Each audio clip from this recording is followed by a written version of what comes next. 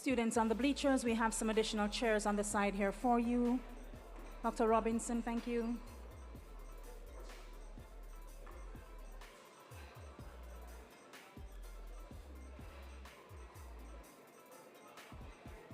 We also have a couple of seats in the front here.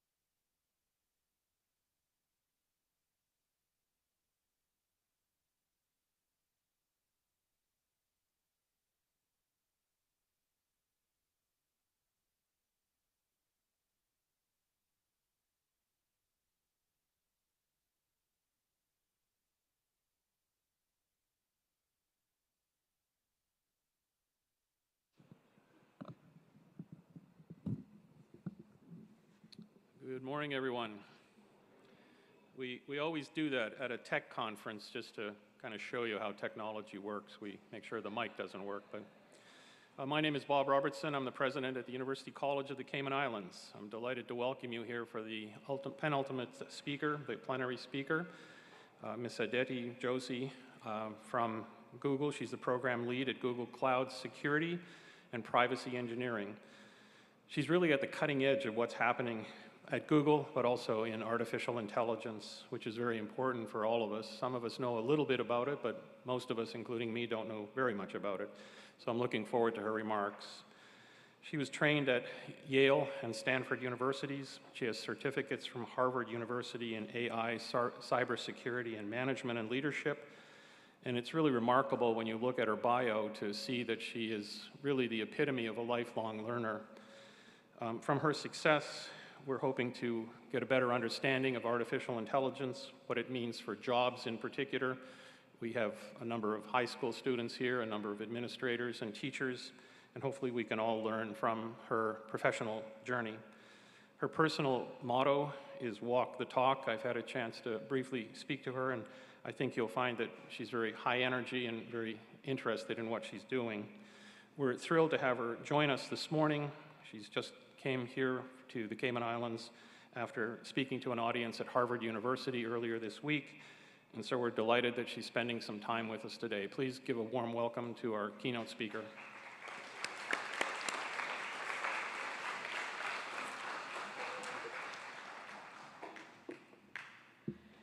Thank you so much for the nice introduction. Good morning, everyone. It's so wonderful to be here on this island. I flew in this week, and I'm flying back out in back to Silicon Valley tomorrow, but I'm happy to stay afterwards and answer some questions. Feel free to reach out to me on LinkedIn. I'm probably the most responsive on LinkedIn, so that's a great way to reach out to me. But again, it's really an honor to be here, and really a profound, serious responsibility to be here at UCCI to discuss what is an incredibly important topic with everything that's going on in the world today, really talking about the unintended consequences of AI, a subject that, while often sidelined in favor of technological progress, really does deserve our attention, our undivided attention. So last week I was invited at Harvard Business School to talk a little bit about the consequences, the unintended consequences. And folks were there not just from the United States, but really from all over the world. We had many people from Africa, from Europe, from South America that were in attendance. So what is apparent to me that our world is changing drastically, and it's going to impact our livelihoods as we know it. When it comes to job stability, our way of life, everything is going to be changing. A little bit about myself. I work at Google. I am the program lead, the AI program lead for cloud security and privacy engineering. Essentially, that means that we're focused on cybersecurity. I've been there for 5 years. I help with the acquisition and integration of Mandiant, which is the leading cybersecurity firm in the world. They deal with large-scale nation-state attacks and breaches at the highest levels. Now, we're talking about attacks on nations and large financial institutions. And obviously, this island is definitely a center when it comes to finance. But I'm not here representing Google, so I just want to make sure that we're very clear about that, because these are my own thoughts based on my experiences in the industry, and also the research work that I've done. So let's make sure that we're separating the two out. Prior to Google, I've done a lot of things, privacy research work at Harvard, and also at Yale Law School. I was part of one of the largest IPOs on Wall Street a few years ago, which focused on data warehouses for healthcare information, something that is completely being transformed as we know it in the world of cloud computing and machine learning. I worked at MTV Networks back when they actually played music, and also at WebMD, which is the leading brand when it comes to medical information on the web. In New York City, I focused on product strategy, product development, and then I also sold a startup, which was a digital health startup in New York City. And then I decided to go to Stanford Business School, so I kind of did things in the reverse order. I got my degree after the fact, so go figure. But I think that kind of explains to the fact that you should never stop learning, never stop growing, And that's really a common theme in this particular talk that I'm about to give, and also in my life. In parallel to doing all of that, I was teaching product management in New York City for about 6 years, and most of my students came from the world of finance because it is New York City, mostly the usual suspects like Morgan Stanley, Goldman, E-Trade, JP Morgan. So I will stay around afterwards to answer some questions, especially if anyone wants to talk about product management in general, what that it actually means, and how that's changed. Now that's going from a very deterministic world in the way that I taught it to a more probabilistic world. Because LLMs stand for large language models, evolve given the data set that you are feeding it. So I'm happy to talk about that as well and how that's changed. Now this talk is about 20 minutes long. I know from my days at MTV in Times Square in New York City that people usually have a max attention span of about exactly 18 minutes. And I know I'm going to start losing you all at that juncture. So I'm going to try to keep it to about 18 to 25 minutes. I will reference books in this talk to support the concepts that are being presented, and I'm happy to share that out with you if you are interested. So don't feel like you have to write it down, just reach out to me. LinkedIn, again, is the best way to do it. Now, my name, I have a very common name, believe it or not. So when you type my name into LinkedIn, make sure you also type in Google, and then I'll pull up right away, so you don't reach out to someone else. So in my journey over in the tech industry, over the last decade in particular, I've witnessed firsthand the dazzling ascent of artificial intelligence and its integration throughout the very fabric of all of our businesses. It can streamline operations, it can enhance customer experiences, and oftentimes improve lives. However, beneath the sheen of inefficiency that you're seeing, there is consequences. We just don't foresee them. There's outcomes that have slipped through the cracks in the midst of all this enthusiasm and this oversight that we're seeing. And one of the most palpable consequences that I'm sure you've all read about in the press and have talked about is job displacement. While AI automates tasks and, of course, improves efficiency, what it also does simultaneously is it also renders certain skills obsolete. I've seen this not as a distant future threat, but it really is a present reality. A department will get streamlined, a team is no longer needed. And again, don't get me wrong, I'm a capitalist, I did go to business school, but again, beyond the boardroom, these are people's lives. It's their economic stability and it's their livelihood. So I think it's imperative for businesses and for industry as a whole to acknowledge that. It's important for industries to balance AI integration with strategic upskilling and reskilling programs. You want to ensure that human capital is not overshadowed by artificial intelligence, but it's evolving alongside it.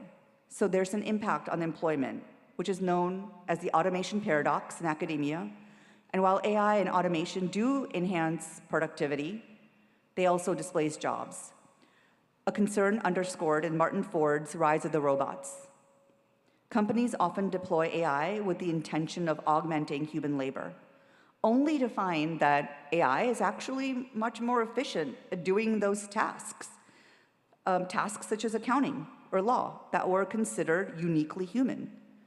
Now, this displacement is an ongoing challenge that industries and societies need to address, especially here on this island where so much of the open jobs are actually in the areas of accounting and law. And something like accounting is actually perfect to be displaced by a machine learning model because it is very rules-based, which is exactly what machine learning models are good at doing. These are algorithms and they love rules. Or law, where a model can easily go through a corpus of information, distill it down for a lead attorney without the need of a large team. So all of a sudden, certain departments will get streamlined and algorithms will replace that. Now, obviously, we've seen models hallucinate, essentially make things up, but that is getting better and better at a faster pace than we thought. And I'm seeing that firsthand with all the research that's going on right now in academia and industry. So I think we all need to ask the question, Do I need to reskill based on this paradigm shift that is happening all around me? And it's not 10 years away, as I would have said maybe 2 years ago. Given what's happened in the past year and how quickly we're moving, this pace is accelerating even more so. So moreover, there's this insidious subtlety of AI's decision-making that has often gone unnoticed until the damage surfaces. And what I'm referring to is bias. AI, in its essence, is a mirror because it reflects the data that you feed it.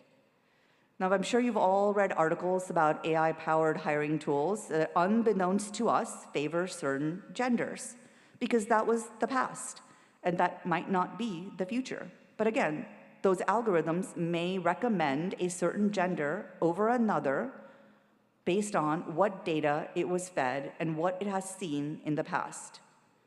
Or loan-providing algorithms that discriminate based on where a person lives.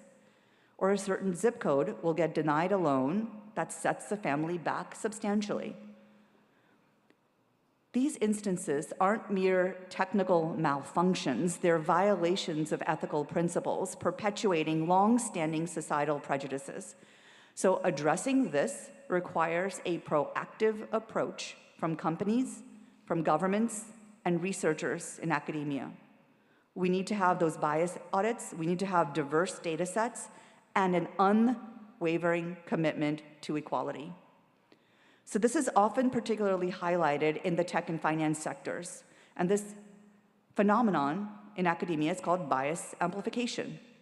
In Cathy O'Neill's seminal work, Weapons of Math Destruction, that's right, I said it, math destruction, we encounter a stark portrayal of how AI algorithms, when fed biased historical data, don't just mirror those biases, but they actually exacerbate them. So this is especially evident in credit scoring and hiring processes, where reliance on AI has sometimes unintentionally marginalized already underrepresented groups, thereby widening your societal inequalities instead of bridging them. So AI unintentionally, yet harmfully, amplifies systemic biases. It creates more barriers rather than breaking them. So this is a global concern, because bias varies across cultures and societies. And this antidote, what do we do about it? So we do need diverse teams. Having those diverse teams be skilled, creating AI, and the fast pace of innovation, it's going to be incumbent upon government and universities and industries, that is the private sector, to offer reskilling programs. And offering courses in large language models become an integral part of the curriculum. Or universities can partner with the private sector to offer these upskilling programs in parallel, not as a replacement to a degree. Because remember, a degree always teaches you critical thinking skills, problem-solving skills, which will always be important in the world. So governments and universities need to be very intentional about offering new classes, new training programs, augmenting core classes and curriculums with new certifications. It'll help to keep everyone employable and garner a skill set that is still useful in the economy that we're headed towards. I want to talk a little bit about data and privacy and security concerns in particular, because they are paramount. Now, my interest in privacy started when I was doing research work at Yale Law School. We were sponsored by the US State Department. Our focus at the time was the Middle East. These are settings where it is critical to protect the identities of journalists, reporting out on what is happening on the ground. Privacy for them, keeping their identities unknown, is a matter of life and death, of being tortured or not. And now we've entered a similar world in Europe and what's happened in the Ukraine and parts of Asia. I only see this accelerating. What companies have been part of, the hunger for data, which is the fuel for AI, has been insatiable, and rightfully so. But with more data also means increased vulnerability. Personal information, if it's mishandled or breached, can shatter lives. It can tamper with elections. At a hacker conference in Las Vegas that I just attended this past August, I was part of a White House initiative that involved red teaming, What that essentially means when you say red teaming is that you're trying to hack into a model, in this particular case, and trick it to give you private user information, such as credit card information about a particular person or address about where someone lives, someone who may have, let's say, a high security clearance. Researchers will be making findings public in the coming months with what we saw, but think about that for a second. For the very first time in the history of underground hacker conferences, there was a large group of congressional attendees, staffers from the US House of Representatives. You had a lot of folks from the Senate side. You had people from the White House. You had people from the Pentagon, from various US government agencies. And it wasn't just US focused. I met people from the UK government. There were NATO representatives that were speaking on panels talking about the cybersecurity concerns in Europe, given what's happened in Ukraine and what they're seeing in Poland. And as you can see, this past Monday, just a few days ago, the White House announced an executive order on AI, and there was a focus on the threat presented by cyber warfare. So think about this world that we're living in, where elections can and will be tampered with electronically. So in the world of cybersecurity, Mandiant, which I spoke about earlier, which was part of my role at Google, the leading cybersecurity firm, which is now a Google company, we try to stay 10 steps ahead of hackers. If you remember that movie, Catch Me If You Can, by Leonardo DiCaprio is the lead role, it's similar to that, but in the online world. Now, imagine a machine which is better at hacking because it is evolving and it's learning. It's learning based on the data that it's fed, and it continuously evolves. And it gets better and better and better. So now you are no longer trying to stay 10 steps ahead of someone really smart, like a smart hacker. They now have access to open source LLMs, large language models, which can be hacked, and there's personal information. So I just want to kind of point out the threat that's posed with open source LLMs falling into the wrong hands. Herein lies the ethical conundrum. How much data is too much? The balance between leveraging data for AI and maintaining stringent privacy protocols, that's very delicate. It really does necessitate robust cybersecurity measures and ethical boundaries that companies must hold religiously. In the realm of retail and e-commerce, AI-driven personalization engines are designed to enhance user experience and boost sales. However, as elucidated in Zuboff's The Age of Surveillance Capitalism, there's an unintended consequence that's increasingly hard to ignore. That's the erosion of privacy. Remember, these systems aggregate vast amounts of personal data to predict buying behavior, often without explicit consent, leading to privacy infringements that consumers are mostly unaware that this is happening by third parties who are collecting their information. The book unveils a sobering narrative where personal data is the currency fueling digital economies. Global AI deployment should not come at the cost of personal privacy. So we need stringent data protection laws, and perhaps more importantly, a shift in philosophy that regards data privacy as really as a human right and not as a digital commodity. In our race to be AI-driven and be very efficient in that AI-driven efficiency, what I've observed is another unintended consequence of this over-reliance on technology. Decision-making, creative thinking, emotional intelligence, these are all quintessentially human traits.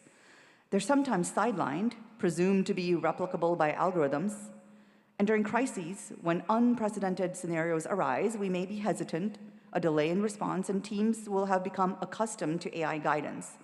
So you want to make sure that this over-dependence is not a silent thief of our human intuition, of our human emotions, of emotional intelligence. So let's also talk about something like the healthcare industry, which affects all of us.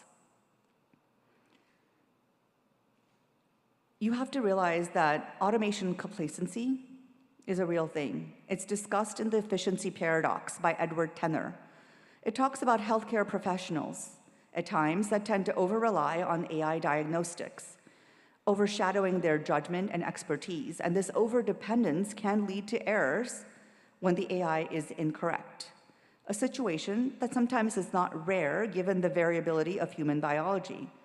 So what I'm trying to say here is that you have to make sure that AI serves as a complement, not as a replacement for human expertise.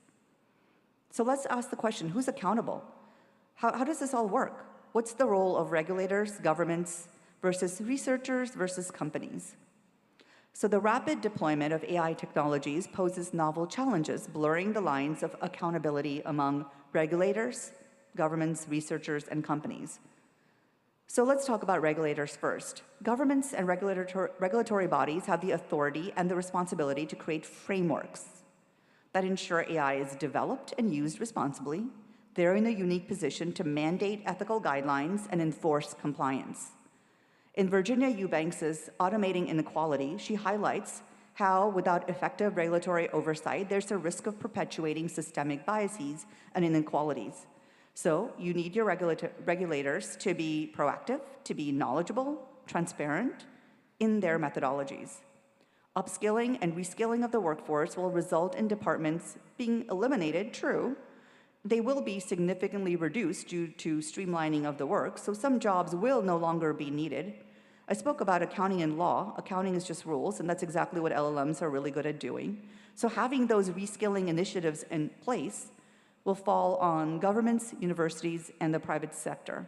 So partnerships will be the key.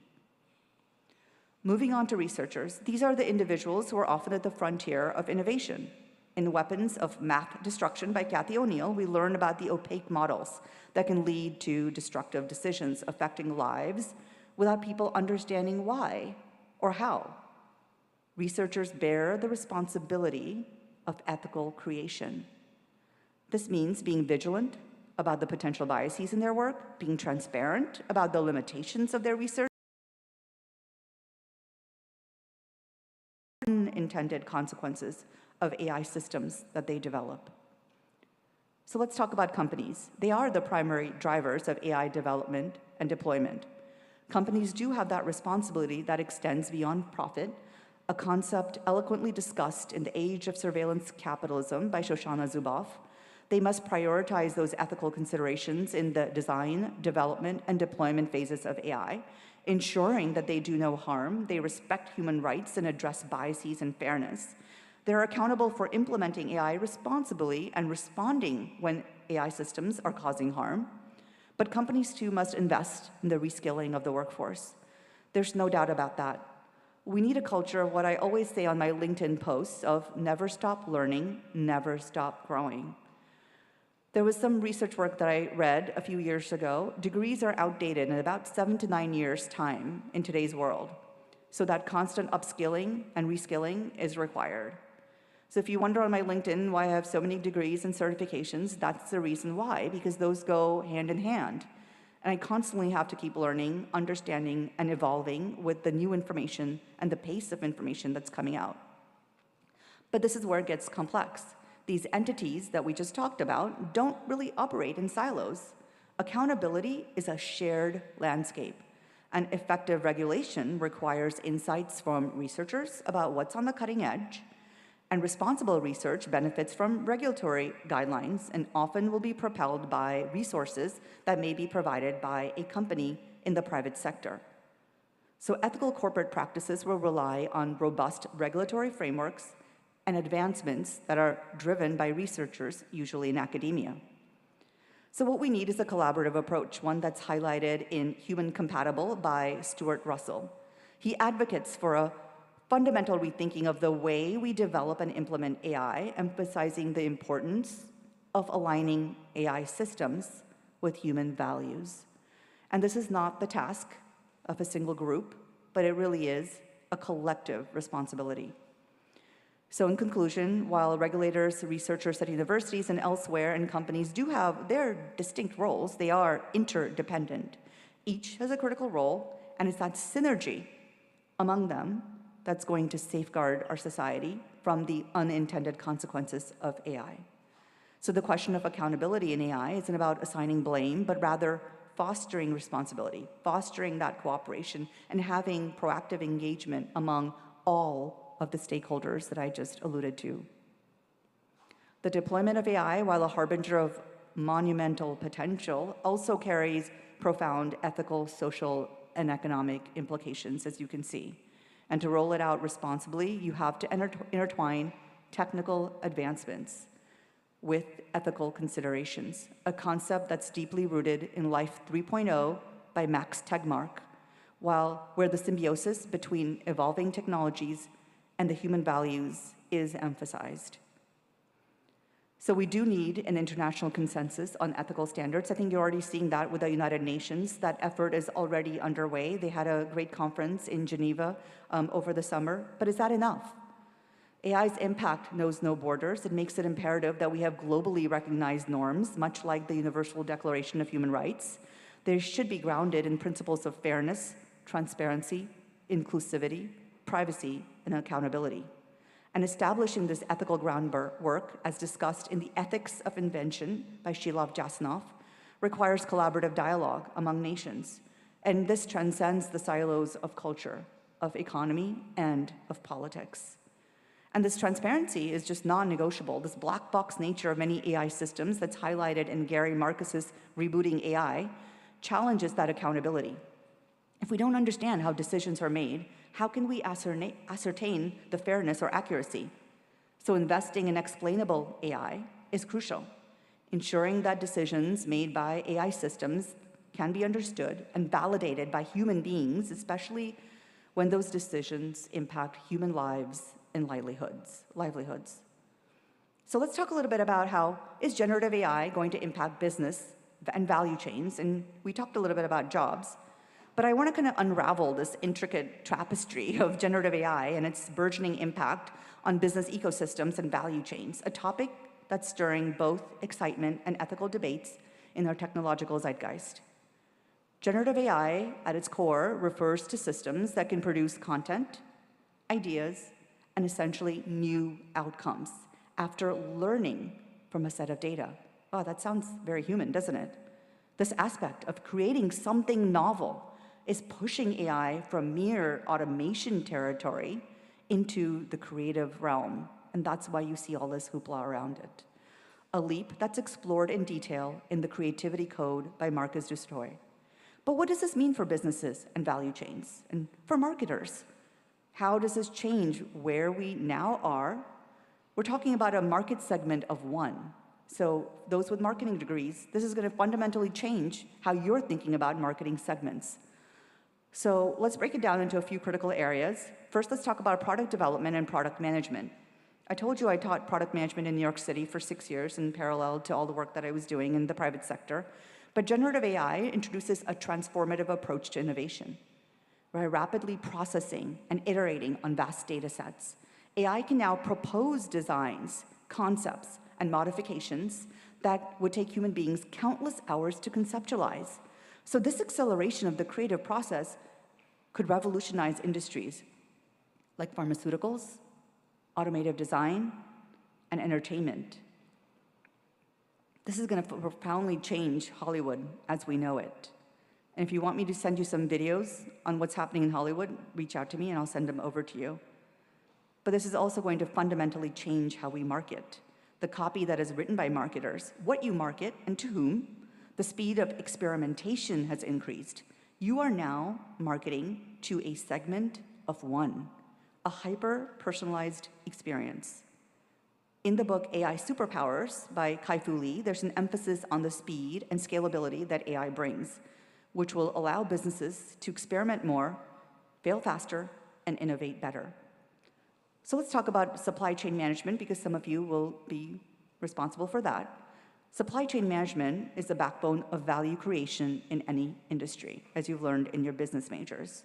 Generative AI can predict and respond to market demand changes, supply chain disruptions, and even geopolitical events in real time. It can optimize decision-making in ways unattainable by human analysts alone.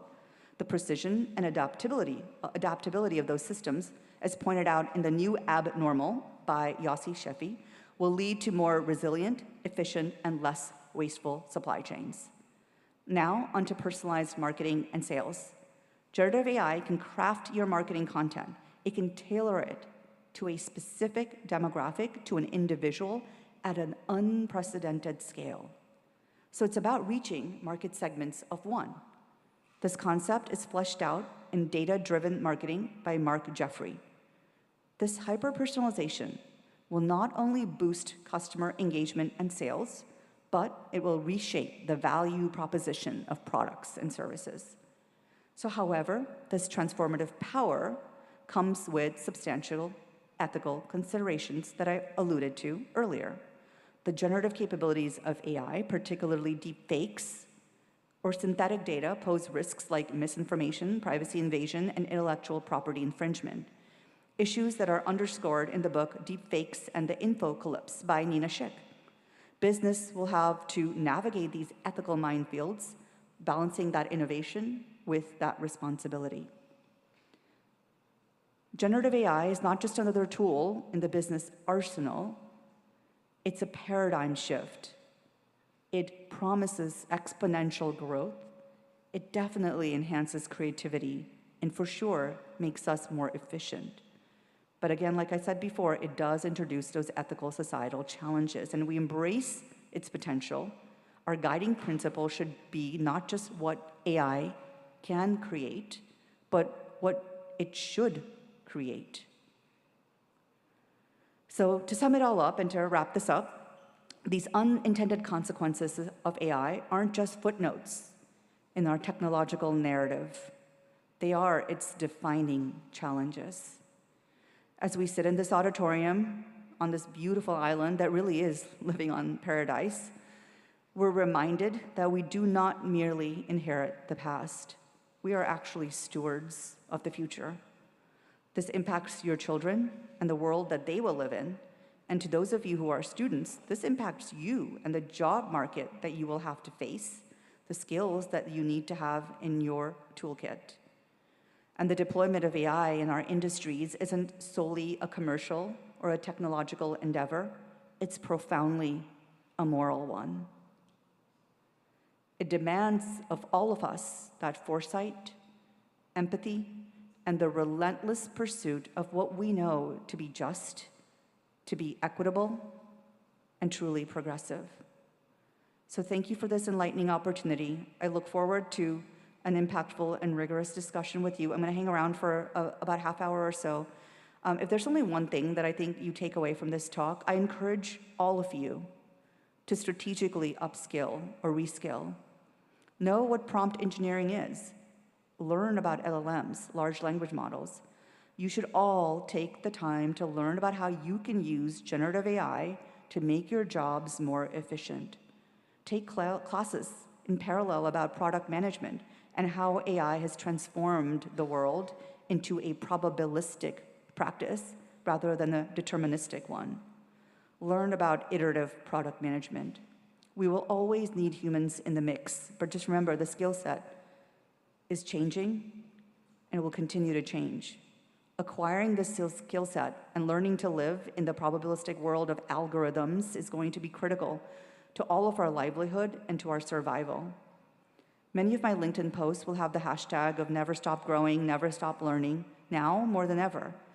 So I'll hang around a bit to answer questions in smaller groups. Feel free to connect with me on LinkedIn. You can Google my name, or you can put my name into LinkedIn and make sure you put in Google. Otherwise, there's a lot of people with my name. But thank you so much for this opportunity to share my thoughts with you, and I'm happy to answer questions as well. Thank you so much.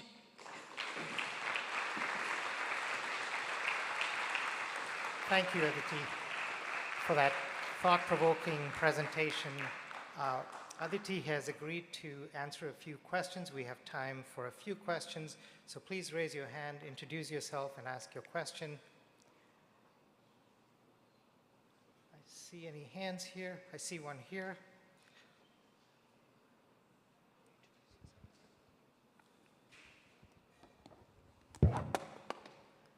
Good morning. I'm Dr. Tanika Grant-Davis. I enjoyed your presentation immensely. I love that you brought forward to us the danger of AI and also the positives. My questions to you Number one, you mentioned that you had a digital health startup. I was interested to know what that was about. And also in terms of upskilling, which I'm also for, you suggested doing certain things like large language models, etc., prompt engineering. I was wondering where you'd suggest like more mature learners like myself, where you'd suggest getting that upskilling. And my final question, based on some of the industries that will become obsolete, these young students here, what would you suggest would be some good areas to go into in technology? So that's 3 questions for you. So let's start with the first one, which is my digital health startup. Thank you. Yeah, thank you so much for the question. So my first one, the digital health startup, was a series of videos. We were based in New York City in Soho. I think we were way ahead of our times. It was being able to provide kind of an offshoot of what we did at WebMD, but it was being able to provide information to people in short video snippets.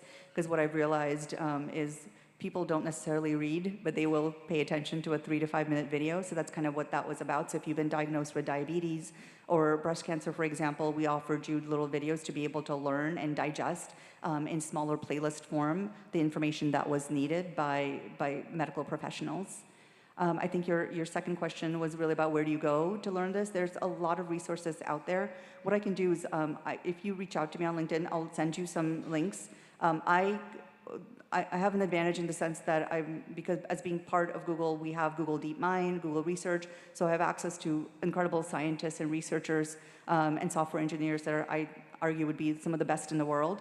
But there are very open resources that Google has offered up that I'm happy to share links with as well. And then there's other that you can find on Coursera or edX, which are great open source learning platforms. That would be a potential avenue to take. And then there's also one-on-one classes that are offered that I'm happy to share with you as well.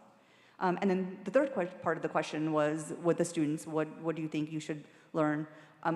Keep learning all the time, right? Learn about math, learn about statistics, learn about probability, but don't forget the fact that liberal arts is just as important, right? Because liberal arts teaches you how to think critically, how to solve a problem.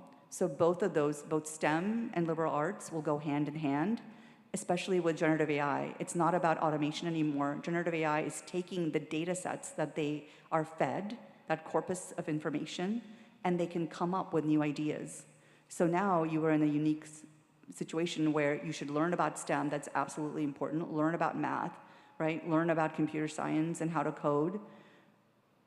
But in parallel, understand that critical thinking skills that are taught at the university are very, very important. The research work that's done in academia is incredibly important.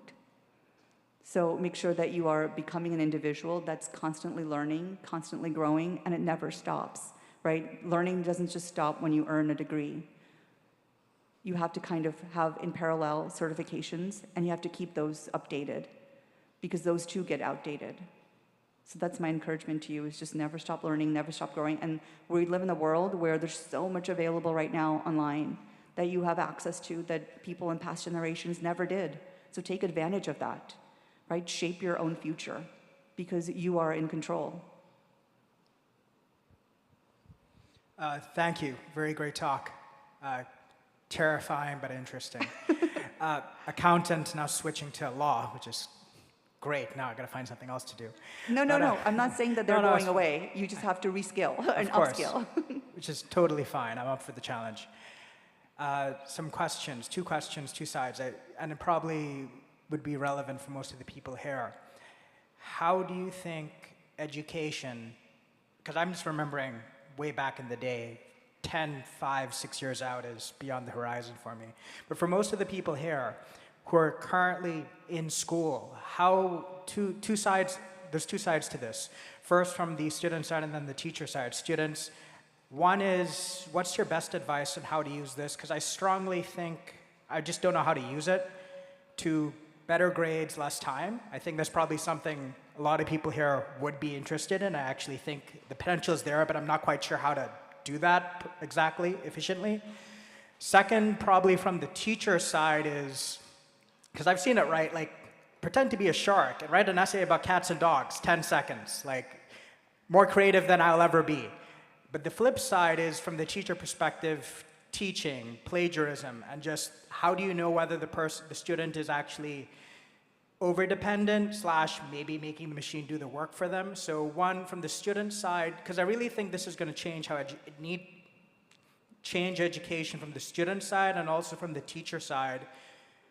Your perspective, because you're actually working on this, how do you think and best utilize education from the students who are using it and the teachers who are trying to make sure the students still develop their critical thinking skills, at least from your perspective? Yeah, so when I was at Harvard last week, this exact same debate is actually going on at the law school, at the business school, at the Kennedy School. They're talking about exactly that. How do you know that when a student submits an essay that it was actually just not something that a large language model wrote? But when a teacher reads it, this was the consensus, when you read it, you can tell, right? Because it may be 60 to 80% potentially accurate, but it's that 20 to 40% that's very obvious it's wrong. And the one thing that I would advise to students that are here today, that large language models do hallucinate. Hallucinate means it's just a nice way of saying they're lying, like they make things up, right?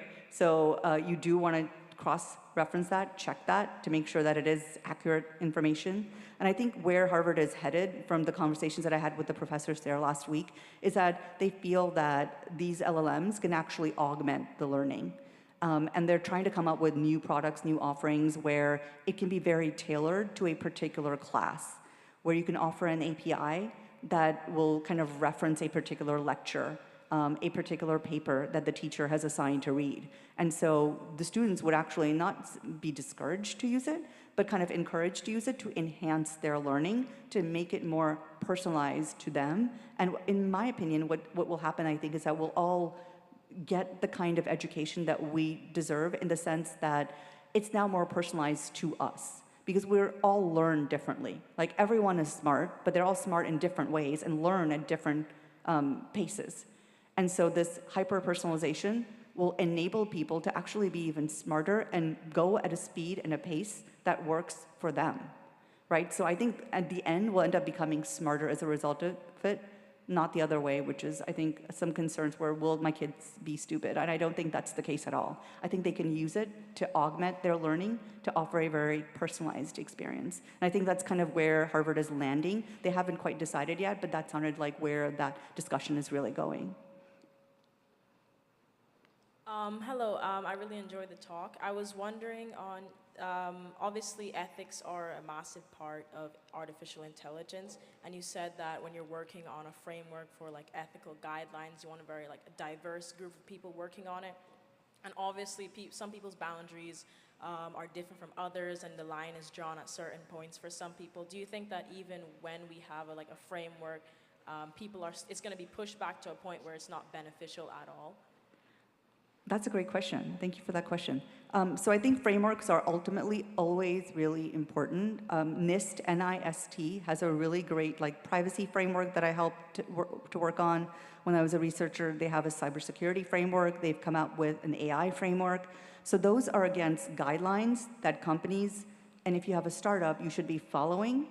And what we're going to be seeing is that regulators will be enforcing those frameworks, right? So they will kind of transcend from being guidelines into something that will be enforced, basically because of the fact that you have to be really careful about not perpetuating the systemic biases that AI can create.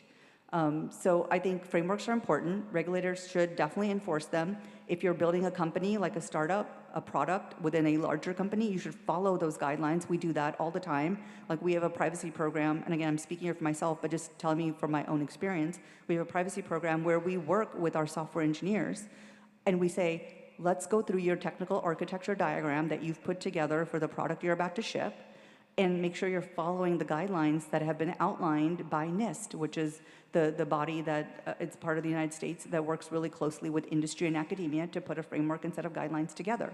And ultimately what we find is that you produce a better product and you serve your customer better. Okay. Thank you. We've got time for just 2 more questions. I see one hand up here, and then we'll come back here for the last question. Hi, my name is Alina, and my question is there any advice you would give for kids like my age using an AI? Thank you, Alina, for the question. I think you can use AI to enhance your learning too, and also get into coding camps, right? Because you're never too young to learn how to code. And what's great about AI is that it actually will help you code now. And there's a lot of free coding assistants that are out there where you can enhance your skill set and leverage, like work with your parents and make sure you're leveraging all the free tools that are available that help you learn how to code through AI. And even as you go through your learning experience, using that to augment and to have it personalized to your pace and how you learn, I think that'll be really critical for you.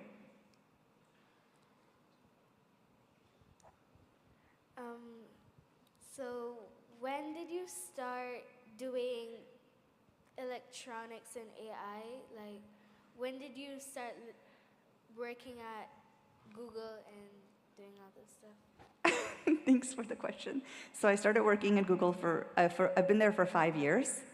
And I focused on privacy, really protecting people's identities. And that just came from the academic research work that I had done at Yale and at Harvard. But the way that I really got into all of this was because I was trying to protect the identities of reporters, journalists that were in the Middle East, where making sure that who they are is sometimes unknown, the location of where they are is really paramount, because sometimes people will threaten them because that's how they stop them from reporting out on what's going on the ground in a war zone. So that's kind of how I got really interested. My major was in cognitive science, which is a combination of computer science and psychology. So I worked with the United States Air Force Research Lab on building a assistant, which was, this is like over a decade ago, but it was an AI assistant that would basically be a co-pilot. So when you're on a mission, you have, like, have you ever watched like the different movies like Transformers? It's like having someone like that be on your side and be able to guide you along the way as to what you need to do. Because you have to realize the great thing about LLMs is that they will just take in data and spit out probabilities, right? Which is sometimes what you want. So it gives you like a very probabilistic approach about what target and not to hit and not to hit to make sure that you're being as safe as possible. So I've been in this for about 20 years. So I have a lot of private like sector experience coupled with academia. But the critical part is always keep learning, like never stop. Like even now, the more I know, the more I realize how much I don't know, right? So it's like this like insatiable thirst to learn and keep learning and not stop learning. Thank you very much, Aditi. That was fantastic, and we really appreciate it. Let's another round of applause. Thank you so much. Thank you.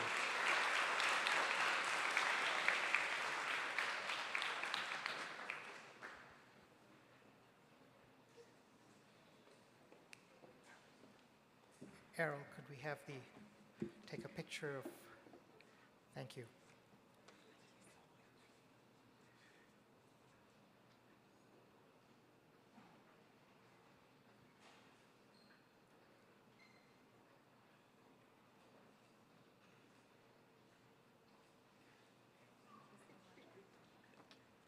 Thanks again. One more round of applause for our morning keynote. Fantastic. We now move to the careers panel discussion. So I'd like to call on our panelists, Mr. Leonard Wadowitz, Dr. Brandon Lee, and Mr. Kevin Baxter to please come up to the stage. This session will be moderated by UCCI's president, Dr. Robertson.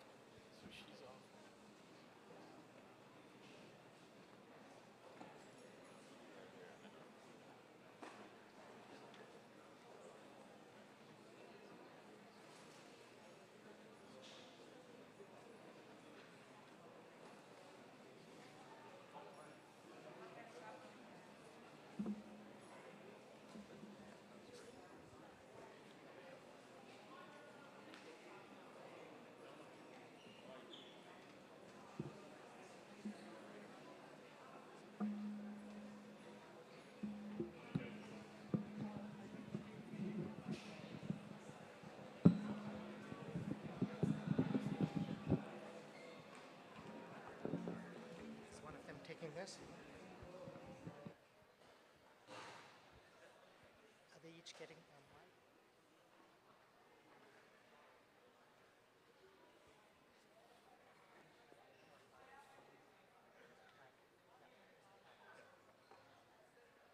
I think each of you will get a mic. Just hold on. Grab a seat.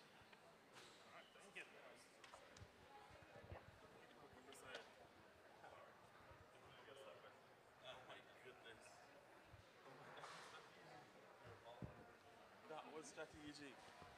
Good session, huh? Is that one? I get the big mic? Yeah. And give the small one to Kevin. Oh my goodness. The smaller as you get on the road. Yeah, Kevin's a big talker. Let's just check them. Okay, let's check yours. Check, check. All right. And who's got the blue one? Blue? Check. Go again. One more time. Check, check. All right. And the green. Check, check. And Check.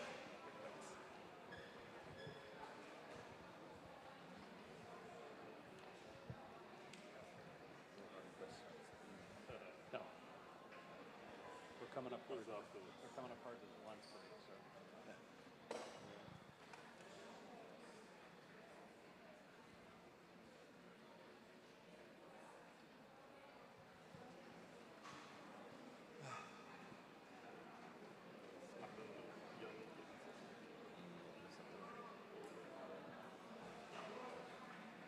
At the attention span, they take a break at the attention span. Should have had a coffee break or something. as she said, she said 18 minutes. Yeah, yeah.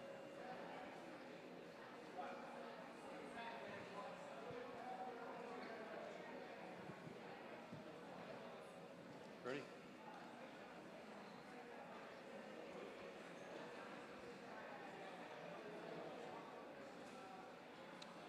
Okay, in the interest of time, we're going to start this panel.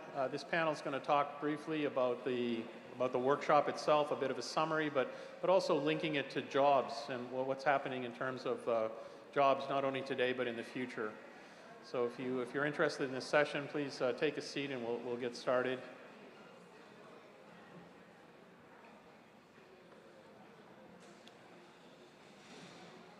All right, so the context for this panel session at the end, we include three eminent academics and technically trained individuals. Dr. Brendan Lee is based here on the Cayman Islands at St. Matthew's University. Mr. Leonard Wadowitz is the Senior Director of Business Development at CompTIA.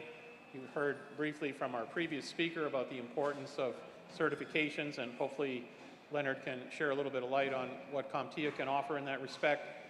And then we're also pleased to have Mr. Kevin Baxter, who is the Dean of TVET, Technical Vocational Education and Training at the Turks and Caicos Community College, and he's got a lot of experience across the entire Caribbean. So we have three really excellent panelists.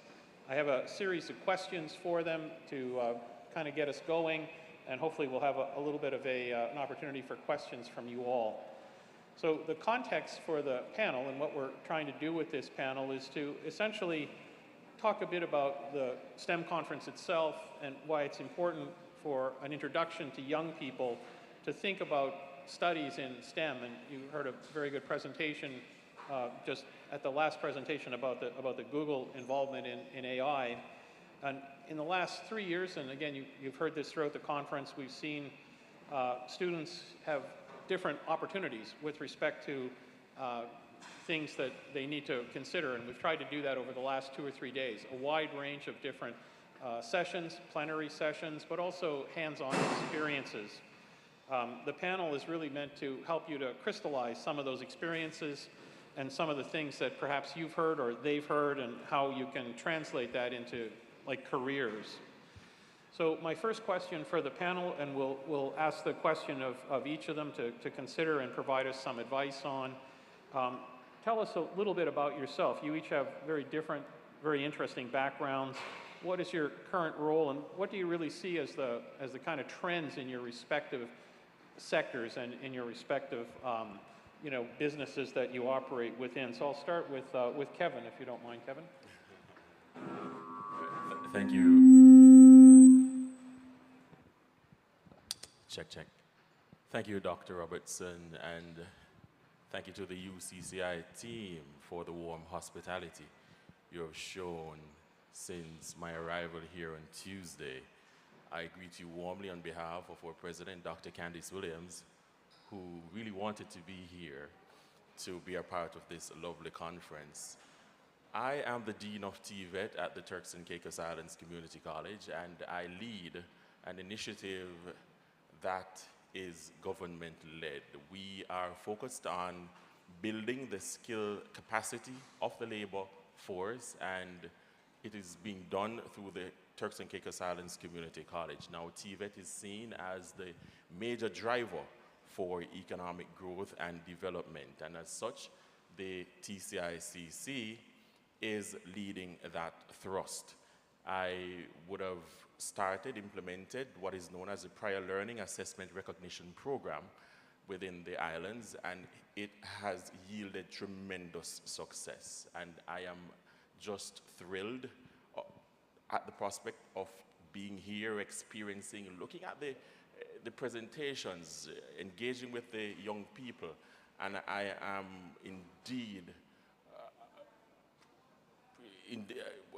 I'm just enamored, Dr. Robertson, in terms of the future that is here and what I saw being displaced. And indeed, we're making the right step in future-proofing the workforce. Okay, thank you very much, Dr. Robertson.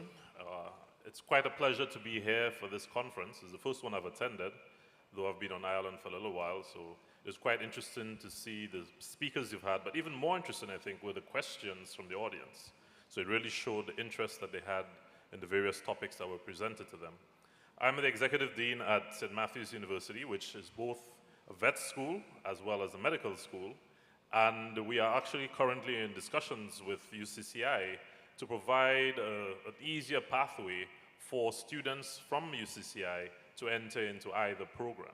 We do have the luxury of having had previous alumni from UCCI as well as other schools locally go through our programs, but we're trying to expand that. And in terms of the healthcare field, coming out of COVID-19, we really realized just how important it is to continue to grow that field, just in terms of both this human capacity, but also the application of technology. So we saw how we were able to develop vaccines and other therapeutics as well as diagnostics that really weren't applied in the manner in which we put them forward for COVID-19. So it shows that we continually will need the use of technology. So as our last guest speaker, keynote speaker mentioned, that need of constantly retooling and constantly embracing, not being afraid of new technology, but rather embracing new technology, but within parameters to ensure that we can really benefit from the advances that happen in technology. Thank you. Hello, everybody. It's a pleasure to be here. Thank you, Dr. Robertson, for inviting me to this conference.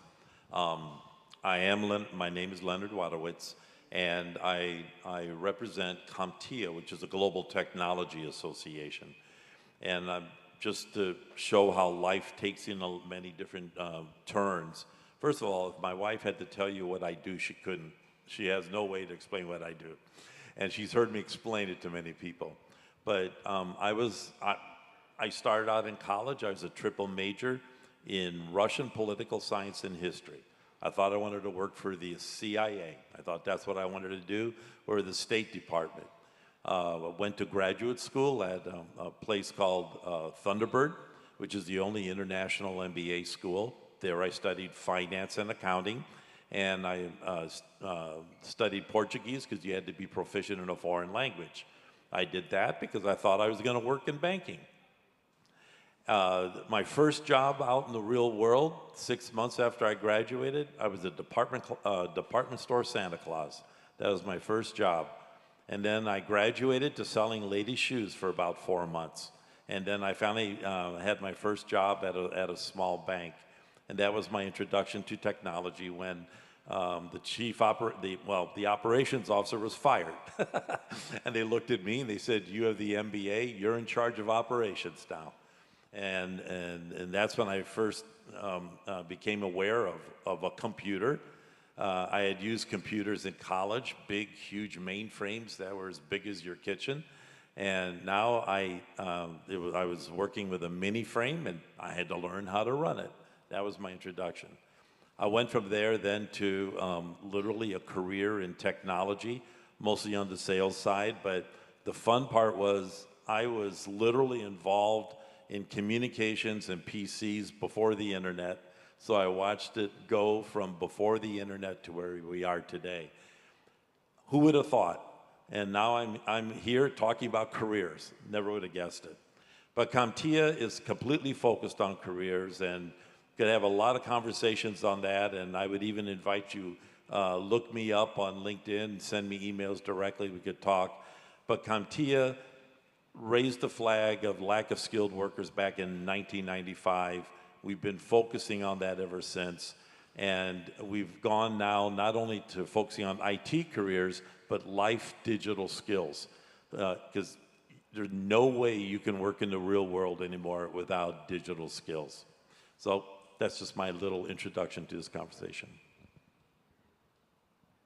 Thanks, everyone. That very interesting and diverse panel. So most of them have kind of talked a little bit about this theme, but let me ask you to explore this in a bit more detail, and we'll actually start with Leonard. One of the things we've seen in the last few decades, and we certainly heard that throughout the conference, is that we all live in time of significant change, and particularly with respect to technology. And the last speaker, really framed that for us with regards to artificial intelligence, and Dr. Lee spoke about it in the medical field. But can you give us a bit more of your perspective on what technology kind of means in terms of some of the folks who were in the audience and some of the folks who were in the seminar over the last couple of days? Like, what does that mean for, like, a dual enrollment high school student in the Cayman Islands in 2023? How is technology going to impact them directly? Well, it already is. You can't wake up in the morning, and if you haven't embraced it, if your parents haven't embraced it, you just have to. And many of you think you're really good with technology on cell phones, but that's not even real technology yet. But what you're going to find is in school, you've been I'm very sure you've been introduced to technology, from whether it's a little Raspberry device for programming or robotics, or just a computer and learning how to use Microsoft Office. That's where you start, and there's no way you can get a job, including auto repair. Cars have computers. You have to learn how they work. And you have to know how to use the diagnostic devices. In hospitals, every machine in a hospital is a freestanding computer, and then they're all networked. There's no way you could get into your life, starting where you are now, whether you're in elementary school or junior high or high school. Technology is here, and it doesn't matter what career you're going into. You're going to have to embrace it, and as Ms. Joshi said, you just have to keep learning. Okay, so I can chip in here as well. To sort of reiterate what Leonard has just said, we cannot get away from technology. And indeed, it's been decades that we've been using technology. It really is just a situation that as science develops, we have new technology, which then gets co-opted to the various disciplines. So for instance, AI wasn't originally developed for the use in the medical field, but we have now sort of started exploring what's possible with AI. So you will find that as more and more technology develops, and one thing is that this is not the end of it. AI is just the latest kid on the block, but we're going to get newer and newer technology as we go along. And every single discipline, regardless if it's the healthcare sector or TVET or any of the other disciplines, computer science, IT, that new technology will be used. So going back to what Ms. Joshi said earlier on, it really does come down to sort of being careful how we apply it within ethical standards, within ethical bounds, but we do have to use it. And it is a situation for students coming up that you have to explore it. Don't be afraid of technology. Explore it, and the next generation will probably find even more and more ways in which you can use it. So I really do want to encourage students to embrace change as it occurs. So for the healthcare sector, we've moved from the use of computers to help us run algorithms, because one of the things about the healthcare sector is really we are about big data. We collect data from all different avenues. Every single time a patient goes to a doctor or goes to the hospital, that is data that's been collected. But what technology allows us to do is to look for relationships that would take a long time for a human to actually process, because you have millions and billions of data points. So that technology then can allow us to recognize relationships between causes and outcomes, treatments and successes and failures that we wouldn't be able to do otherwise by ourselves. So there's quite a lot of opportunity out there, and I would encourage students to really embrace technology. And we have been embracing the technology in terms of humankind, from the first industrial revolution to the second, to the third, to the fourth, and now I dare say that we are on the cusp of the fifth. And we have managed to navigate these systems as humans, and it is in like manner that we have to condition ourselves. And having STEM Carib 2023 and having the young minds here is definitely a step in the right direction, because the technology will always be here, as Dr. Lee says, but we have to now learn to coexist and to make the best of it. Good responses. If I can just add a comment to what the panel is talking about. In my experience, many schools in the U.S. are now adding certificates to their programs, so that in addition to like an MBA, for example, you would take a CompTIA course and have a certificate with it as well, which previously was not seen as value added, but increasingly is now. So I tell students in any program, even if it's not listed as a requirement of your program, pick up a certification in CompTIA or Google or one of the certifications that you can add to show that you have a skill, a competency that an employer wants. And that kind of leads into the next question. Recently, UCCEI, in cooperation with the government and with the Chamber of Commerce, has produced a labor market assessment for the Cayman Islands, and it looked at the kind of jobs that are currently available in the Cayman Islands and where we anticipate jobs are going in the future. It's a benchmark document. It's designed to be done again in 2 or 3 years to keep the data current, and it had some really interesting findings about skills gaps in the country, and it's very similar to what I've seen elsewhere in the Caribbean in many respects. The skills gaps are in the trades and in technology, and some of the big hotels, they have big databases, they have back-of-house operations that require technically trained individuals. So those are briefly what the skills gaps are in terms of this labor management assessment. But given that brief overview of the labor market assessment as panelists, how can young people make themselves more employable given those types of data? And you've all alluded to some of this as you answered the questions. And what particular skills and competencies do you think are going to be in demand for young people as they look to go into a career? Kevin, do you want to start with this one? Oh, sure. Thank you, Dr. Robertson. I like to look at the skills required as transversal skills that can be applied across any occupation that you go into. One such is media and information literacy. We must be able to dissect the data, Dr. Lee. We must be able to, we must train our young people so that they are able to decipher big data. Of course, there's always going to be an algorithm for that, but in that plethora of data, they must be able to sift through and dissect truth. One of the things I always share with individuals is we must be able to, when you bring the data, we must now convert that data to information. And once the information is converted, then we use the information for knowledge. And from knowledge, we get insight, and then we get wisdom, and then we get impact. And so these are some of the skills that we want to encourage, especially for TVET. The skills gap is not only unique to the Cayman Islands, it exists in the Turks and Caicos Islands as well. It exists worldwide. And young people, I call them the digital natives. They have an excellent opportunity right now to capitalize on the opportunities for growth and development. Sure. To build upon that, it's true that we are on in a discussion about STEM, but one of the things I really would love to encourage students is not to forget the soft skills, because those are the skills that help you bridge between the technology as well as your human resources. So you do need that. You have to be able to communicate and be able to work along with teams. Now, I know with COVID, we sort of learned to work remotely, and everyone has done enough hours on Zoom or one of the other platforms. We all zoomed out for sure. But still, that important soft skill, being able to communicate, even at a distance, is really, really critical and vital. Now, speaking a bit more specifically in terms of how can you continue to address those gaps that exist, it comes through a number of different avenues, but one of those is actually doing some research.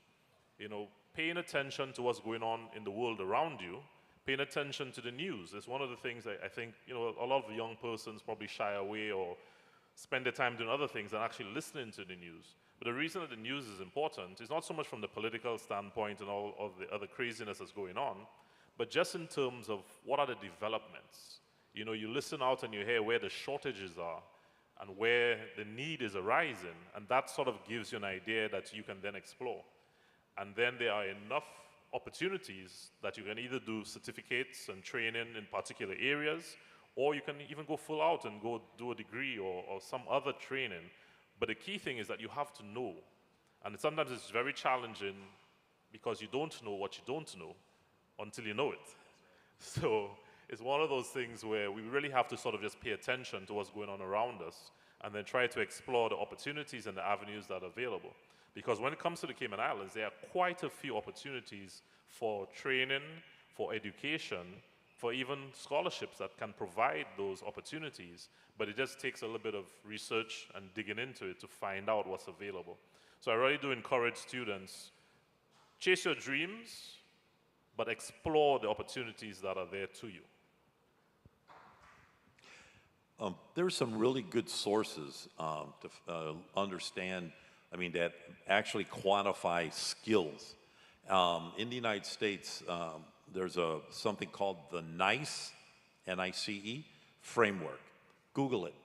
Go to the framework, and what they've done is they've mapped skills to job titles. So it's not just a job description of, come to work in the morning, get a cup of coffee, and type. They have very specific skills that they attach to every job title. Really good resource. And in the case of CompTIA, what we've done is we've mapped, in the IT world, we've mapped our certifications to the NICE framework. So literally, you're going to say, well, how do I know this is worth my time? Go to the NICE framework and find out what programs are teaching you, are going to give you the skills that go for the different jobs. Also, just a little bit more zeroing in, if you will, on one specific part in the world of IT is there's a site called CyberSeek. And if you go there, it tells you about the jobs that are out there in cybersecurity. Again, you can get a really good feel for the skill sets that are required.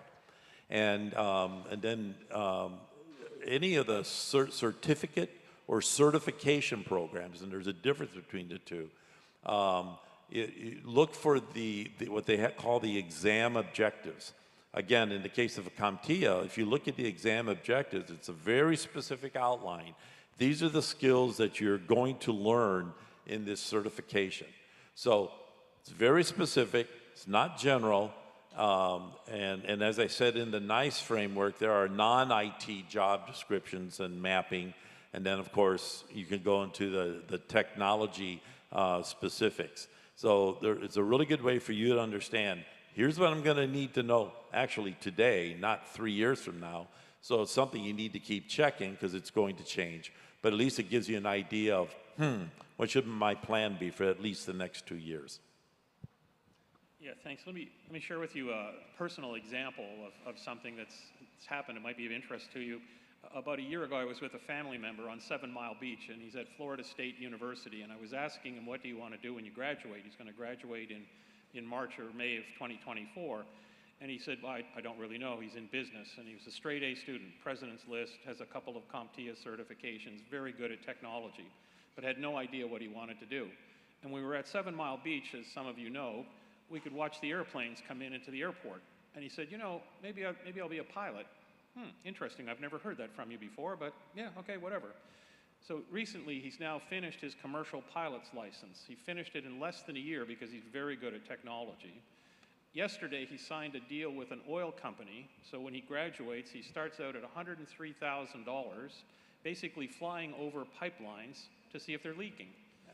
Who knew? What kind of job is that? I'm in the wrong field. But it's a true story, and it just illustrates the value of the certification. He didn't know where to go with a Florida State University bachelor's degree in business with straight A's, but the certification is what got him a job the minute he steps out the door. And you know, it's a personal example. I'm sorry to share that with you, but it's a current one, and it just illustrates the kind of points that each of the panelists have been raising. But let's move on. We just have a couple more questions because I know a couple of people have flights to catch, speaking about planes. The technology, though, is a bit challenging for some people. Notwithstanding, I usually hold up a phone at this point and I say this is Exhibit 1. But what do you think some of the misconceptions or hurdles are for a young person? You know, we talk about it, we see the opportunities, we share them with people, but some people are nervous about technology. How do you get over that? Maybe we can start with you, Leonard. Really, I always like to say that technology isn't rocket surgery. It's literally, if you can read at a 10th grade level and you can do math at a 10th grade level and you like to solve problems, technology is probably for you. Because technology basically is three things. One is you install it. The second is basically you keep it running. And then when it breaks, you have to solve the problem and fix it quickly. Yeah, because there's anymore, because of the reliance on technology, there's no time to waste. If you have those three things, probably technology could be for you. I'm not saying it is. It's very conceivable. If you take 100 high school students off the street, probably only 10 of them will end up as in a technology career. But at the end of the day, every one of them is going to have digital skills, which you can get with a good digital literacy program. And I think UCCI is going to be ramping one up very soon. So you don't need advanced degrees, and it's something you can do directly out of high school with or without a university degree. So it isn't that complicated. So I take a different approach to it in terms of, for someone who's intimidated by technology, the truth is that there's so many opportunities, especially on YouTube. You know, you could find a YouTube video on almost anything these days. So what you need to do is find one that speaks to your level of comfort. Because I know going to a formal class, you may find that there are others who are really in tune with technology, and then you feel intimidated, you feel like, what's wrong with me? But in the privacy of your own comfort, you can find a YouTube video that can give you the entry to whatever bit of technology you're looking at that you feel comfortable with. And then once you feel that comfort level, then you can take it step by step. Because the nice thing about science and technology, it really is structured and scaffolded. So no matter how complicated an algorithm is, it is still based upon certain basic principles.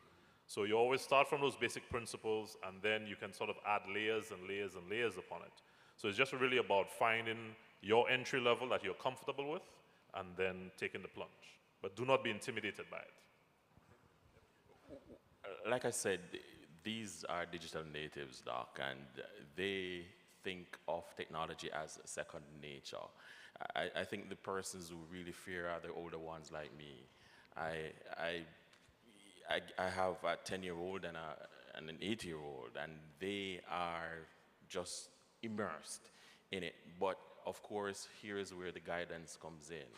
And if we just allow them to, I remember the plenary first speaker, Dr. Williams, encourage early education, early stimulation.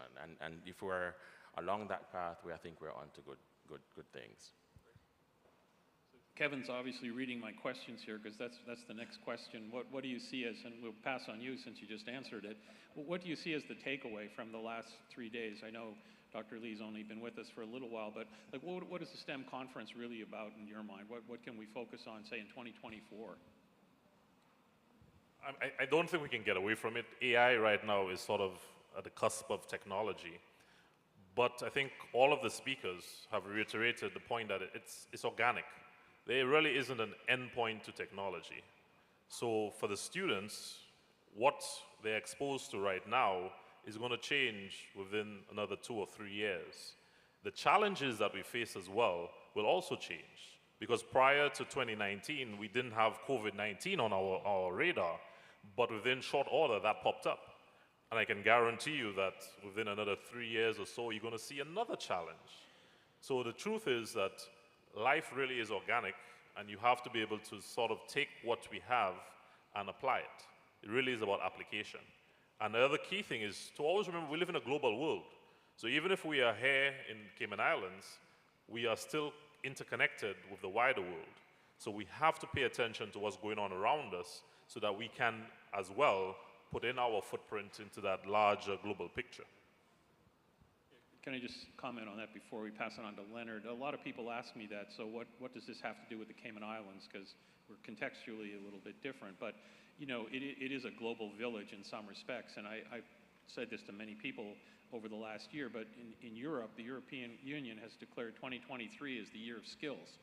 And so they have about 8.5 million, a need to upskill 8.5 million people. And so companies in Europe are not going to close because they can't find the right people. They're going to come to the Cayman Islands or somewhere else and take quality, skilled people to Europe for those jobs, which in some respects is good, but it's bad for the Cayman Islands if you have a brain drain like that. So it is a global issue, as Dr. Lee is saying, and we have to, you know, reflect on that. It's increasingly, that's the kind of world we're living in. Canada just announced yesterday that next year they're only going to accept 500,000 new people into the country of only 34 million people.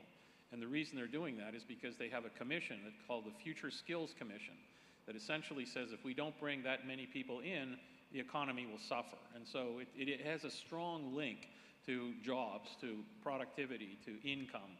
And sometimes we forget that in the haste of looking at what we're doing currently. So, Leonard, your thoughts on the question? Well, I'm going to build on what you said because you touched on where I was going to go. Your competition for your next job or your first job in your career isn't the person sitting at the table. Your competition is somebody sitting at a table in Africa, in somewhere in Asia, somewhere else. And you are under pressure, unfortunately. Dr. Bob and I, our generation, we didn't have that. You know, you went to college, you came out, you got a job because they thought you were a good person. You did 6 months job training, and then you worked. And then you decided you're going to go look for a new job. That's not today's world. And unfortunately, the young people today, it's rough. I'm telling you, it's rough. And we didn't have that luxury. And unfortunately, you literally today need to put a spear in the sand and say, I'm going to be better each and every day, because for a quality of life that you see yourself having at some point down the road, your competition is somewhere else, putting a spear in the sand and saying, what do I need to do to be better tomorrow? Great. So I just have one last question, and we're going to open it up. We want to try to finish with a bit of time for questions. My last question to the panelists is there anything we haven't touched on in respect to the panel that you feel is important to say it as we kind of wrap up? And we'll start with Kevin on this one, if you don't mind, Kevin. Thanks, Doc. With respect to what we haven't touched, I would have... Well, we haven't touched that, that's for sure. I'd have loved to see some more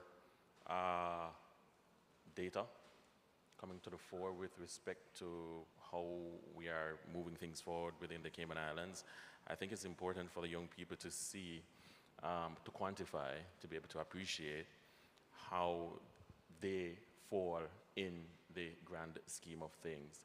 I think looking forward to STEM 2024, I think we would have made a very good start in terms of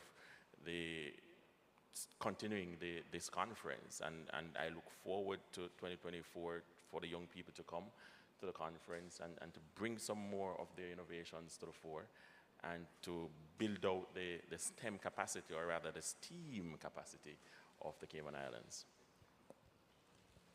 One of the things I would love to see happen is that the gap analysis that you mentioned that was done, I think greater publicity around that would be helpful in terms of driving students' decision-making as to what are the opportunities that lie here within the islands, as well as helping them determine sort of career pathways around those opportunities. So it's also vitally important for students to have an idea of, as Leonard had mentioned earlier, how do you tie particular skill sets to particular jobs? Because you may hear of a job and not know what that job really entails, what it takes to get there. And unfortunately, not always do you have the opportunity for you to do on-the-job training, you know, internships, externships, those sort of things. So having that education around the gaps could be a way to reach more globally all of the population within the island, so they can determine, okay, this is something for me. The other opportunity that also lies is for students to take a little bit of time, do a little bit of research, explore not only the careers that are available, but to be frank about it, you know, the economics associated with those careers. So basically, how much are you going to get paid? You mentioned how much your relative is going to get paid for flying over the pipelines, but we often have dreams and aspirations without necessarily doing that sort of groundwork. And there are good websites that you can get at least some information around that. In the US, you have the US Labor and Statistics Bureau of Labor and Statistics, sorry. And there's what's called the Occupational Outlook Handbook, which actually lists a number of jobs for any sector. So whether it's healthcare, IT, whatever it is, it lists the job and it gives you the median salary, as well as an overview of what that job actually pertains. Then also in the UK, there's another site called Prospect UK, or Prospects UK, which does a similar thing, where it will list the particular jobs, it gives you the salaries associated with it, and a little bit of an overview of those jobs. So those are good resources that students can use to do a little bit of research. You know, I can't stress that enough. You know, we often chase goals and dreams, and that's good. You need that passion. But we do have to be realistic. And I really would encourage all students to take some time and do a little bit of research. It's all at our fingertips. You know, when we first started out, Google wasn't around. We didn't have that luxury. So if you wanted to do some research, you had to go to the library, pull up all those Kodachromes and all those other things. But now we have it at our fingertips. So please use the technology to help us go forward. Pretty quickly is, I think I'd be interested, we touched on it with some of the science winners, the girl with the water, purifying the water, and then, I forget the other one. But I guess my suggestion is everything we're talking about today, but in relating to global warming and survival of the species. That's our biggest challenge, is how can we take what we have, and unfortunately the young people here, as Ms. Joshi said, today we're the stewards of tomorrow, and your tomorrow, and the pressure's on you to turn things around so that the species can survive.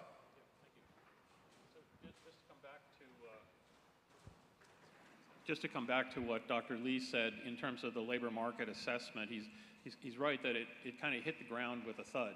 Nobody's sort of picked up on it and taken it anywhere at this point. But rest assured, in 2024, UCCEI has a number of sessions that will talk about it from the specifics of the data, which is really important. There's also a government data site here from WORC, W-O-R-C, which produces the kind of data in terms of expected revenue from that position, which is really important because it's kind of, what I find now is students are actually doing the math.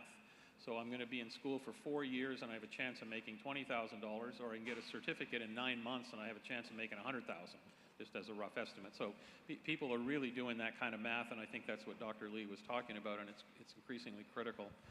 In any event, does anyone have any questions? It's hard to see with the lights here, but.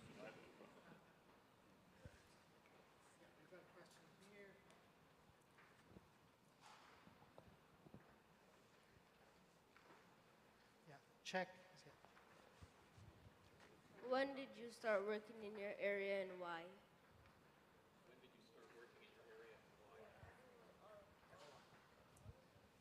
Well, I started out having a passion for fixing things. So I fix cars, and I fix trucks, and I fix buses. And that was my passion. And it started off, well, pretty much like you sitting there, having a dream. And then I pursued that dream, and I'm here, you know. But pursue the passion, that's the most important thing. Have the dream, have the vision, but pursue your passion. So I was probably around your age, I think maybe 7 or 8, and it was career day. And I'd always wanted to be a veterinarian. That's what I am by profession. And I dressed up as a veterinarian, and I just continued pursuing it. So everything I did along the way, all the subjects I chose at school, and subsequent to that, I've gone on and done postgraduate work, but you know, from the time I was pretty young. For me, I literally reinvented myself 5 times in my career, my time outside of once I left school, and but I was always able to build on my experiences and skills that I had on my prior ventures. With CompTIA, actually, what's really funny is I've come full circle.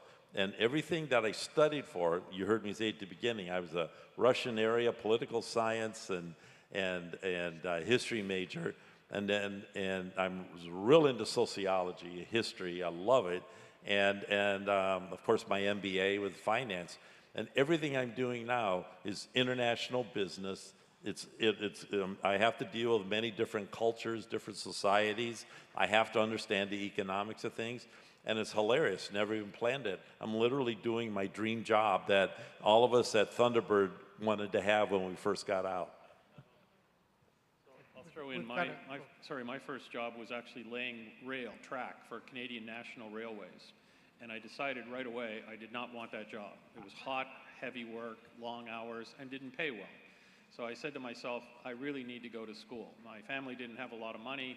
I was a pretty good runner, so I decided I needed to be a track athlete to go to school. So I started training and running and going to school.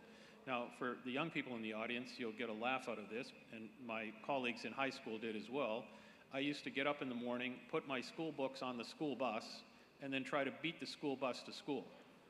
It was 3 miles away, and by the time I was in grade 12, I often beat the school bus to school. I ended up with a track scholarship at the University of Tennessee, and I was one of the best runners in Canada at the time, but that's how I got to school. So I had a passion for something that got me into education, and I just kept it up from there. Thank you, everyone. We have a question from a young man here. I'm out here. Yeah. So how do you pursue your dreams if you don't have the resources or equipment? So the question is, how do you pursue your dreams if you don't have the resources or the equipment? What? I didn't hear that. How do you pursue your dream if you don't have the resources? Well, first of all, I'm going to point to Miss Slowey's. You probably didn't hear her presentation yesterday. You know what? Not everyone started with something. Actually, when I first got married, my wife and I were $20,000 in school debt, and we lived above a bar for free. And we lived there for 2 years, and we scraped up enough money to buy our first house. We had our education to build on, and you have an opportunity for education. If I would say anything, get smart, get educated, and continually grow. That's how you're going to get to the next point, regardless of what your resources are, your financial resources or other resources. So there are a number of ways to get there. Some of it is making sacrifices, saving money when others are out partying and having a good time, having that dream and having that focus, keeping those resources to be used to better yourself. But also, one of the things that students don't often make use of is the fact that there are quite a few scholarships, whether it's complete scholarships or partial scholarships that are available, but it does take research to find them. So that's one of the things I keep stressing. Research, research, research. Go online, talk to persons. It's very important that human interaction, this is a wonderful opportunity. The wealth of knowledge and experience you have amongst all the speakers you've had is really telling. So by engaging persons who have had that opportunity, had that experience, they can point you in the right direction to things you never thought of before. So those are some of the things that you can do. Indeed, and you will never have all the ducks in a row. You will never have all the resources you need, but you have to start. Start with your dream, share it, and put it in the atmosphere, and it will become a reality one day. Thank you. We've got just time for 2 more questions. There's one here and one in the middle of the room. Hi, good morning. In regards to technology, the British model seems to be different from the American model. I don't think that they make such a great distinction between engineering and technology, like the American model, which also has engineering technology as a subset. I don't know, based on the comments from the gentleman from CompTIA, who has just left, I'm wondering if there could be any elaboration on those differences. Yeah, so, sorry, he has to catch a flight. I apologize that he had to leave a little bit early, but if I can just comment on that from my experience, what I see happening in some of those areas is far more of a multidisciplinary approach, where things cross lines, and you heard that from Dr. Lee. I mean, in medicine, there's a real use of technology in medicine. So at one point, perhaps as a doctor, correct me if I'm wrong, you didn't have to know a lot about technology. Now you do. I'm invited to a workshop next week at the University of London where they're doing heart surgery in Nigeria from London. And so they're showing you this, how this works. And the head surgeon is actually in London. And he's got people in Lagos doing the actual surgery. So it's kind of the blurring of what previously were silos. And like your point's really apt, at one point in academia, there were different departments with very specific, interests and functionalities. But all of that's kind of changing now, and those lines are blurring. I don't know if that answers your question the way you wanted it, but does anyone else have a thought on that, Dr. Lee? To add to it, it's almost like the comparison of a bayonet bulb to a screw bulb. They have different applications or different designs, but at the end of the day, they still provide light. So yes, there is slight difference between the American system and the British system and how they compartmentalize or how they group certain disciplines. But at the end of the day, it really comes out to the same thing. It's a collaborative approach, and you still end up with the same outcomes. Okay, we have one last question here. Morning. You guys talked a lot about AI, so what I was wondering is, should we as humans fear advances in AI? And secondly, how do we make sure we follow parameters while developing AI? I didn't quite get the first part of the question. Now, the second part, there are rules being promulgated by different governments around AI, and you heard from the speaker about that as well, so different rules about the kind of ethical use of it. In fact, even here at UCCEI, we're actually going to develop a policy on AI for academic use, and I'm sure other schools are doing the same, but I couldn't quite get the first part of your question. So the question was, should we be anxious and terrified of AI? Oh, no, I don't think so. I mean, I'm sure, and I wasn't there at the time, but you remember when they actually brought in motorized cars instead of horse and buggies? That's a joke, I'm not that old. But at the time, a lot of people who were driving cars, the people who were driving the horse and buggies thought, this will never take off. Who wants to drive a car? I have a horse, I love my horse. And there was the same kind of debate about that technology coming in, and people didn't want to move to the automobile. And you can read back in some of the historical analogs about what happened, but it happened. It took a lot of people by surprise. It didn't happen overnight. It took a period of time, but that kind of technology has changed, and it will continue to change. Now, speaking of being terrified, a few weeks ago I was driving between Tampa, Florida and Orlando, Florida on Interstate 4. 70 miles an hour. An 18-wheel truck went by me, nobody driving the truck. Okay, so AI was driving that truck. Now I could tell that because in front of the truck was an outrider truck with some technology, and behind it was similarly an outrider truck with technology. But that's already happening. And I know people here in the Cayman Islands will tell me, I don't want an automated vehicle because frankly, I'm a good driver. Well, that's wrong. We're all bad drivers. That's why these vehicles are coming in with this automated technology. We all will see automated technology everywhere in the world in a very short period of time, whether we like it or not. So the point is, I guess to answer your question, is AI is here. It's going to continue to be with us. As you heard from the speaker previously, we either embrace it or we let it kind of wash over us, but it's certainly here. Any thoughts on that question? I'd be more afraid of people than AI. As Ms. Joshi pointed out, even if it is artificial intelligence, it really is based upon what we put into it. So the information that we give it, the information it is able to access, is still about humans. And that, I think, is where we probably need to really focus a lot more on. And don't worry too much about it, because there will be newer technology still as well. I remember when cell phones first came in, that was a new thing. And now everyone has a cell phone, and there's so much more you can do with cell phones than when they first came out. So that's just the nature of technology. It will continue to develop, and the more we embrace it, the better we are going to be in terms of using it. So I don't think we should ever be afraid of it. We should really embrace it and try to apply it. And that would be my response. Okay, just one last concluding comment from the floor in response to the young man's question about resources. Hi, good afternoon. Enjoyed the panel.